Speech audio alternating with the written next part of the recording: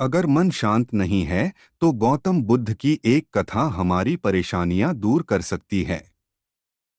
यहाँ जानिए मन की शांति से जुड़ी कथा। कथा के अनुसार एक दिन गौतम बुद्ध से मिलने एक पंडित अपने शिष्यों के साथ पहुंचा। पंडित बहुत ही जोश में था।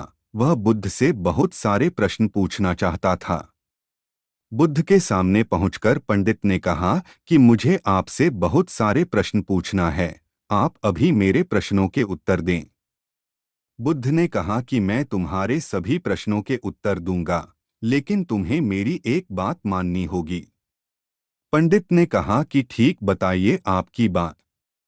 बुद्ध ने कहा कि तुम्हें 1 साल तक मौन व्रत धारण करना होगा। उसके बाद तुम जो भी पूछना चाहते हो पूछ सकते हो। वहीं बुद्ध का एक अन्य शिष्य भी खड़ा था। ये बात सुनकर वह हंस रहा था। पंडित ने उस शिष्य से पूछा कि तुम हंस क्यों रहे हो? बुद्ध के शिष्य ने जवाब दिया कि कुछ साल पहले मैं भी तुम्हारी ही तरह यहाँ आया था। मेरे साथ भी मेरे अनेक शिष्य थे।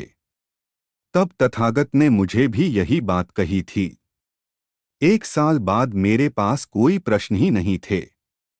बुद्ध ने पंडित से कहा कि मैं अपनी बात का पक्का हूँ। 1 साल बाद तुम्हें सारे प्रश्नों के जवाब दूंगा। पंडित ने बुद्ध की बात मान ली और मौन व्रत धारण कर लिया। धीरे धीरे वह मौन की वजह से ध्यान में उतरने लगा। उसका मन भी शांत होने लगा। सभी प्रश्न खत्म होने लगे। 1 साल बीत गया। तब बुद्ध ने उससे कहा कि अब तुम अपने प्रश्न मुझसे पूछ सकते हो। ये बात सुनकर पंडित हंसा और कहा कि 1 साल पहले आपके शिष्य ने सही कहा था कि 1 साल बाद कोई प्रश्न ही नहीं बचेगा। आज मेरे पास आपसे पूछने के लिए कोई प्रश्न नहीं है।